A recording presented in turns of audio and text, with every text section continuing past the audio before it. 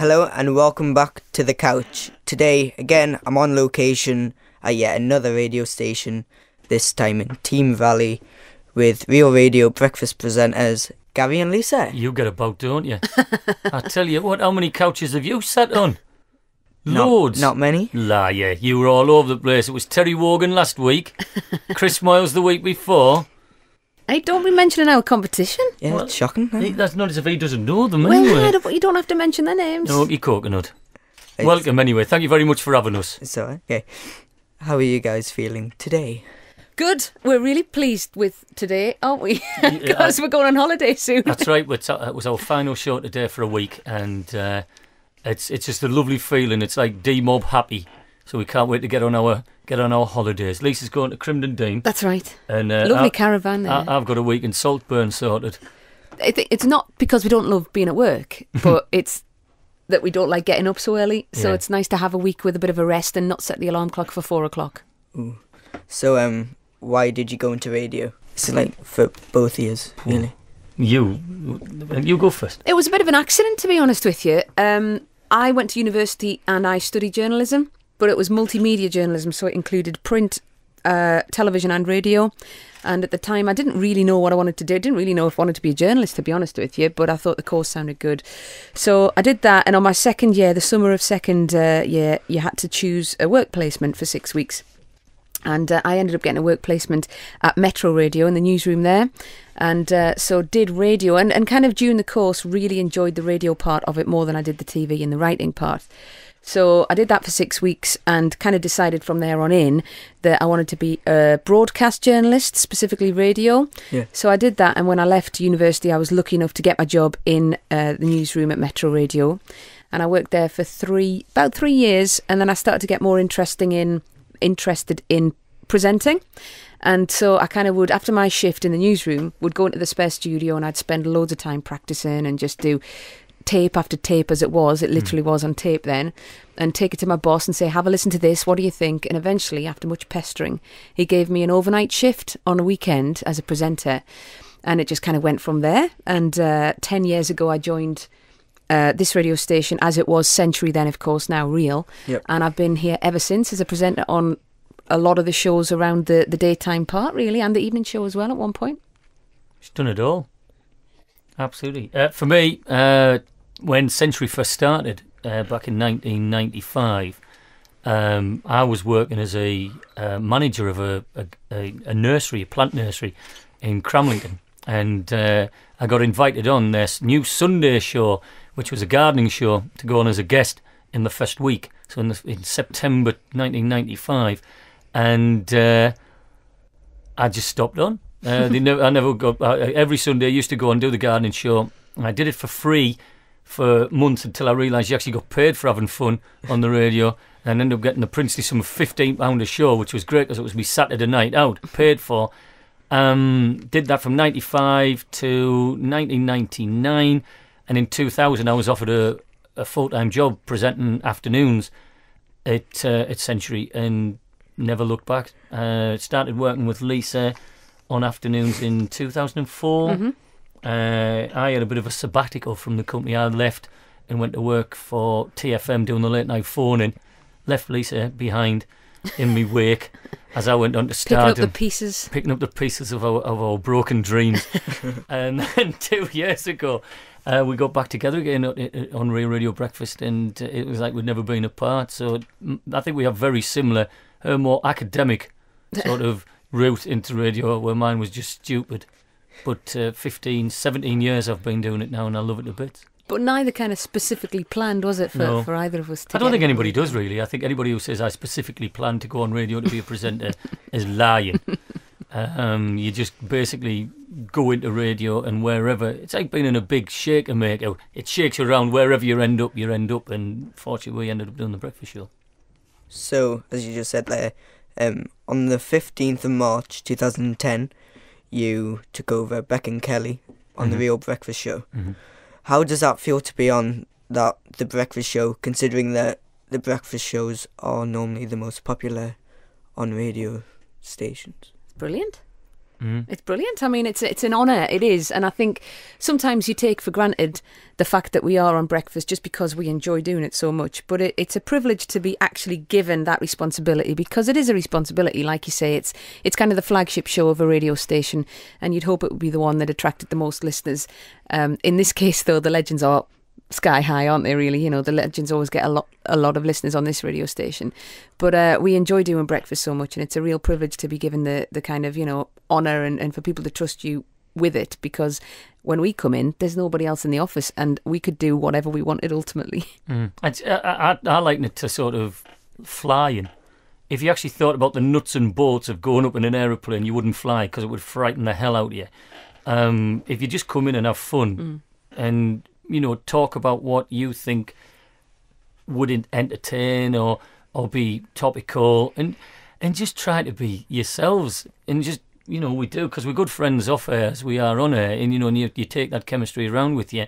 Nothing's convoluted or contrived about what we do, and we genuinely do love the part of the world we broadcast in, and I hope that comes across in what we do in our work, and try not to think about the other side of it, and just try to think of the fun side. Let other people worry about it. It's a bit like being a kid. You just play in the grass and let someone else get the stains out. Yeah, we have the fun, and then we let producer Matt kind of do the rest. Yeah. So, you know, it's a great honour. So, Lisa? Yes? I read that you took part in a swimming competition with Olympic champion Chris Cook. Yeah, beat him. And a Newcastle United fan named Beefy. Yeah. So can you explain, like, what was that all about and for? It was for a charity. And it was just something I was asked to do, because Gary cannot swim. Otherwise, I'm sure Gary would have done exactly the same. And it was a charity called FACT, and it's Fight Against Cancer Together. Yeah. I think that's what it stands for. And it was through a person that we know called David Fairlam, who works alongside Chris Cook, the Olympic swimmer, and he also trains Beefy, who, if you are a Newcastle United fan, you'll probably know him as the big guy who's always on the cameras when they're at a Newcastle match with a big NUFC tattoo across his belly. And Beefy's been losing tons of weight. I mean, absolutely loads. He's lost about 10 stone on this fitness regime.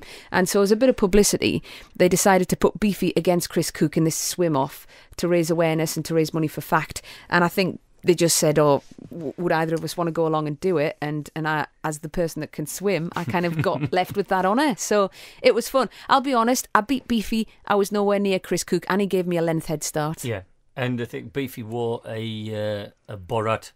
A mankini. Mankini. Oh, God. Yes, exactly. I had to take photos of it. I went along and I went in the dressing room to see Beef, and he had this mankini, and I tell you what, I've never been so frightened in my life. It looked like a cheese wire through an Edam. It was awful. And that was just Lisa's outfit. Being the morning presenters, you obviously need to get up quite early. So what time do you go to bed at night, and what time do you get up for work? 4 o'clock. I get up at 4. My alarm goes off at 4 o'clock. Shower, ready to work. See, I'm considerate, because my girlfriend, I take my clothes downstairs on the morning so that I don't wake her up. Because, you know, no one should have to get up at 4 o'clock in the morning, other than radio presenters and milkmen. You know, it's a ridiculous time of the morning. So I get dressed downstairs, come into work, get in for about 5, and peruse the papers, drink buckets, pails of tea, and you get ready then for 6 o'clock, don't you, to rock and roll. I think we have a similar sort of routine, don't we? Bed about 9:30. That's the aim of it. Anyway, I'm not very good at going to bed, so I sometimes go to bed a bit later than that. And then I'm first alarm set for 4, second alarm set for 4:05, and I'll crawl out of bed at about 10 past. And then I always get into work about 10 minutes later than Gary, 10, 15 minutes. You live further away, though. Yeah, and I also have hair to dry. Whereas Gary doesn't, you see, so that it's adds, the lass's excuse, that isn't it? adds I've to got my hair morning to dry. routine. So that's why I'm always a little bit later in the office than Gary is. And whatnot. Ridiculous. I like to have a nana sleep on an afternoon as well. You know, watching Dickinson's Real Deal on Time Ease, and have a little bit of a snooze. I think that any breakfast show presenter who says that they don't have a sleep on an afternoon is telling lies. Absolute lies. Because you have to, don't you? Proper nana sleep. You'd probably die if you didn't have one, really. Hopefully not. Well, no, but you just don't know, do you? No. I don't want to run the risk. Never deny the fact of a nana sleep. because it's always lovely. You know, you're watching a bit of, I don't know, it could be... I usually put cookery shows on Do you? to fall asleep to, yeah. Diagnosis Murder is another one I like to watch. Midsummer's Murder is another one. Always gets me out to Anything sleep. with murder. The tagline always get a good sleep too. How long does it take you to write your script, if you even have a script, because your banter comes across so natural? We don't have a script, don't have that's a why. It's just genuine conversation. You just milk it all the way. We have a prep sheet. Yeah, like a framework, don't we? Yeah, and so what we'll do is, I mean, you know, Mac puts a lot of work in the day before a show, and he will structure the prep sheet. So it basically specifies what time the links are, and if there's anything that we definitely need to do at a certain time, like a competition, or like we've got a guest in, like we had a guest in this morning, then that's always specific to a certain time on the prep sheet. Other than that, what we do and when we do it is completely up to us. Just make it up. Yeah. As long as it's in the paper or something that happens something to us as in well. our lives. We talk about our lives a lot, yeah. So it's a bit like Fight Club. You never talk about it. Who did you have in this morning? Run, Jody, run. See that? In unison. Run, Jody, run. Mark Allison, he's a wonderful man. He ran 3,100 mile across America in 100 days for 2 Northeast charities, and it's something that we've got on. He'd been planning that for about 4 years, and I met Mark, and strangely enough, you'd met Mark as well, roughly about this when we worked for different radio stations, and he'd come up with this idea, and no one really took it serious because it's a ridiculous thing to suggest, and everyone thought, it's never going to happen. Oh, it's not going to happen, because this guy was about 18 clem, gripping kite on him, and they thought, how's this big fat Geordie bloke going to run non-stop across America in 100 days? It's never going to happen. Average of 31 mile a day. I used to run a lot, and I looked and I thought, he'll do it. He's got what it takes, because it's all, 90% of is mental about running, and he was totally focused he was going to do it. So we tracked his progress, and we tracked him right across America. So that's why we've got this real sort of good bond with Mark. And then for next year, for the same 2 charities, he's going to run, it's not so far, it's about 2,600 miles across Australia, starting in Perth and finishing off in Sydney. But he's doing it in 70 days, isn't he? Yeah. Less time. So it's 41 mile a day he's averaging, if my math's right. That's right. Do you know how much he raised for the America run? It was about 115,000 115,000 at the end, yeah. For 2 charities, the Children's Foundation and St Benedict's Hospice in Sunderland. So an amazing feat. And the wonderful thing about this, and I don't think a lot of people realise, and Mark doesn't push this enough, he funded the run across America himself. He put his family in the hock for £15,000. They had to use their life savings, sell his car, everything. He funded it all himself. And hopefully for this one, when he runs across Australia, it'll be self-funding through sponsorship. Yeah. And he never wants to take a penny out of the run himself. It's just so that he doesn't have to go into hock again to do this charity run. What's the funniest thing someone said on air? For example, like, I remember, I think it was someone called Clint. Yes, that's it. Roger Farraday. That's right, yeah. That made one of our breakfast bites, didn't it? That for me is the funniest thing I've ever heard. One for me is at the end of every competition, we've got to ask people to say the winning words, which are, I'm a real winner. I'm a real winner. And so we're playing our winner's jingle, and there was one lady, I think she'd won on the 10 grand the Vending Machine. 815 Vending Machine. And so I said, come on then, what are you? And she went, I'm a carer. And I went, no, you're a real winner. And she went, thank you very much. And it's just those kinds of things that come on, and it's the unexpected, the surprise things that actually make some of the funniest content a lot of the time. And but Clint was just sort of off the back, because we were playing a little game, weren't we? Because he was the celebrity, and he thought it was Roger Farraday. He couldn't say Federer. He couldn't say Federer at all. And he couldn't say compensation on the wall. No. But didn't he say it as well? Like, no, he couldn't say Farraday. He couldn't say it. It's Roger Farraday. Doing my best Hartlepool accent. Roger Farraday. It's Federer. Farraday. And he just couldn't get it, and literally it had me in tears, and one of the funniest moments I've ever had on radio. Okay, now I've noticed that you guys have a few obsessions. Right, firstly, Gary. Yes. Oh, he's looking at me first. Why are you obsessed with Robson Green and his big, massive fish? Because every time you see a picture on Twitter of Robson Green, he's holding like some huge fish, and it makes me smile. There's nothing better than seeing a good old Northeast legend holding a gargantuan fish. It's a wonderful thing. I was actually going to bring you a framed picture of one.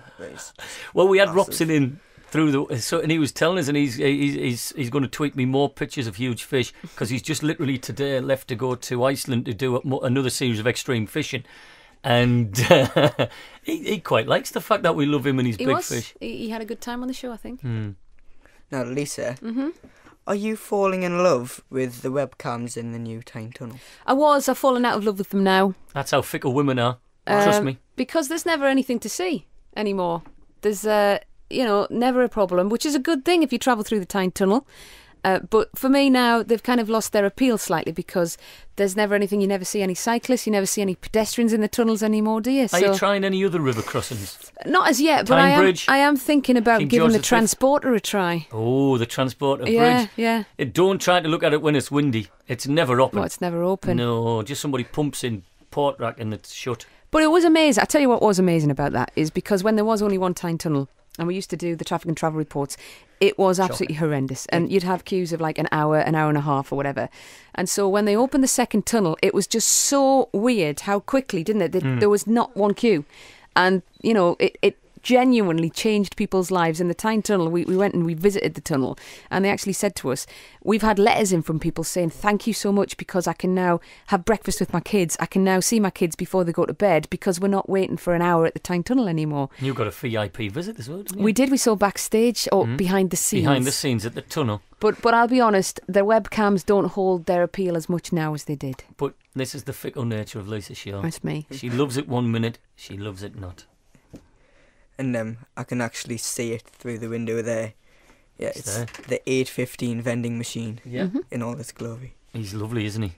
Whose idea was it? Because it's absolutely amazing. We've got to actually give Max some credit here, haven't we? Yeah, when we sat down and thought about... Because every breakfast show, or morning show, to give it its American title, they like to pin an 8 o'clock, something 8:15, like a big competition, something like that, and say, what's going to be our 8:15? What's going to be our 8:15?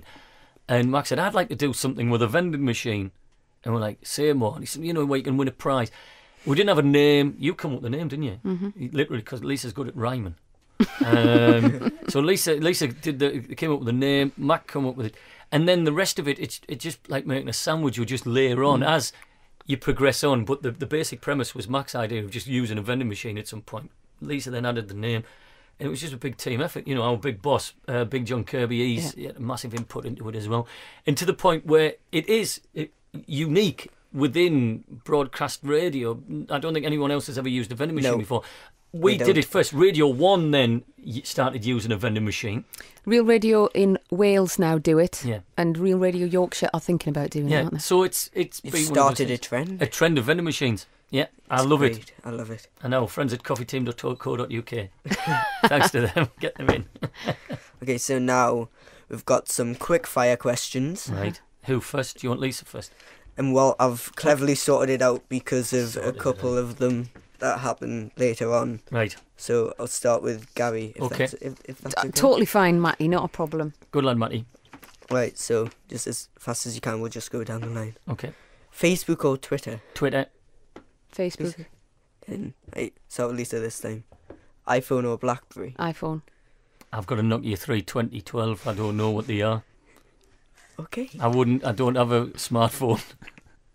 Right, Gary. Tea or coffee? Tea. Tea. Night in or night out? Night in. Night out. Okay, now, this is a very serious question. Oh, you coconut. Right. You can answer this in unison, if you like. Do you like Nando's? Yes. Yes. Legends. Right. They are legends. But it's the most ridiculous way of ordering chicken ever. I've been to several chicken-based restaurants and actually have to go to the counter to order your food, then go and sit down. And once you've ordered, they come to you and say, would you like to order any drinks? Well, can you not just take me chicken order from the table? I order the drinks when I order the food. Yeah, but they come back secondary, don't they? And say, would you like to add to this? What? Let me just sit down. And eat, and come and take me on. Why do I have to walk to your bar and then look at the various sauces you've got of heat variety? I love the spicy rice. Oh, yeah. See, what I would just have is a quarter chicken drowned in peri-peri sauce. Really? Now you're talking. You're talking my language. You put too much sauce on for me. I like the salad as well. It's not too bad. They do good puddings. Okay, next one. Right, this is really for Gary, but for both of you. What do you prefer, curry or EastEnders? Curry.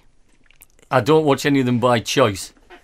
EastEnders is horrendous, the most miserable programme on the entire TV. You might as well just put a webcam on Benwell. I do not want to watch a programme and be miserable. No. Why? Why be miserable, Lisa? Coronation Street's funny. Yeah, there's always fun in it.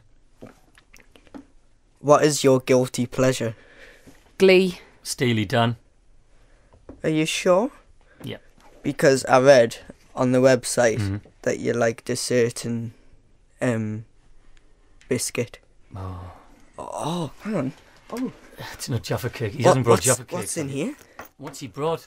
You haven't told him about Jaffa Cake. My love, Jaffa Cake. No idea what your guilty pleasure is. Hang on a minute. What's this, like props? I know, I like this. What's going on? What's in Matty's bag? It's a new competition. Okay, you both like Jaffa Cakes, don't you? We like Jaffa Cakes. Absolutely. What's this? You haven't. We're supposed to be on diets as well. No carbs till There's marbs. definitely carbs in Jaffa Cakes. Who would like to open that one? Come on, Lisa. I'll open that one. It's like Christmas. It says to Gary and Lisa, full moon, half moon, total eclipse. You're totally eclipsed, aren't you? I'm lucky if I get a half moon. Oh, it's a doubler. It's a doubler of Jaffa Cakes. Thank you very much. What a fabulous prize. We like prizes. It means I'll have to eat them. You know he won't be able to resist. I'm not looking at them. Brilliant, thank you. Matty, you're terrible. This is the worst interview I've ever done. I'm just getting a nice present. I know, but it's Tyson us into eating chocolates and that. I'm supposed to be looking buff for me holidays. What can't you live without? Tea. Lisa. Oh, wait, you see, it's funny you should say that. Hang on. Oh, aye. He's not got me in a bag, has he? You'd fit in, wouldn't you? You're that small. I don't know what it is. Get it open, Lisa. Us? Matty, your wrapping's Gary exceptional. and Lisa, I hope It this was my comes mum. in handy. She's done a cracking job. Do you want to open that one? Go on then. Yeah, they're both for You've both of you. Joint. Okay, that's It's got good. lovely handwriting, Matty. Cheers. Hold on. Can you guess what it is yet? It's like Christmas, isn't it? Oh, look at that bad boy. Oh, tea bags. Get Only the in. best. They are the best as well. You don't go wrong with a few PG tips, do you? Like the best presents ever. I know. Tea and biscuits. Matty, you're an There was absolute no king. need, but thank you very much. Very, very much. And plus, what do you drink tea out of?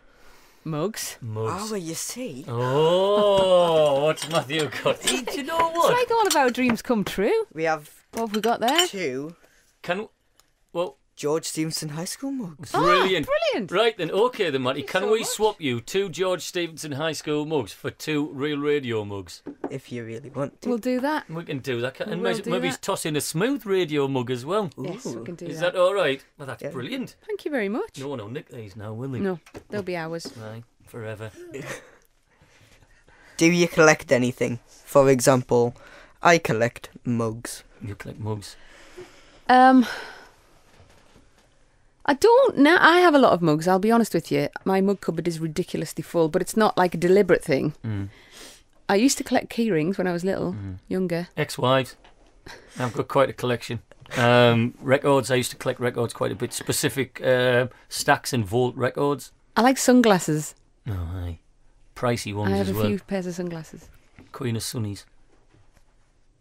Newcastle United or Sunderland. Newcastle United. The Borough. Fair enough. Yeah, Fair you know, it had to be, didn't it? I couldn't say either or, could I? It's got to be the Borough. Finally, what advice would you give to a young person wishing to pursue a career in radio? Have fun. And take every opportunity that's offered to you. Yeah, never be afraid to say yes. Just take it, have fun, and when it stops being fun, get a proper job. And be yourself. Good Don't advice. try and be somebody else. Just be you, because that's what people enjoy, and people will see through you if you pretend. Absolutely. Very, very, very transparent medium is radio. So there you go. That's Lisa and Gary's advice. We sound old and knowledgeable, don't we? Wait, the pictures come out. We'll look old, But but not not so knowledgeable. knowledgeable. Well, thank you very much. That's it. This has been Matty with Gary and Lisa for the couch. Thanks very much. Thank you very It's been much. an honour. This couch is very comfortable. This is the station powered by you. Well, that's it. Matty's interview with Gary and Lisa. So back to Matty and Dan. In the studio. This is Radio Loco.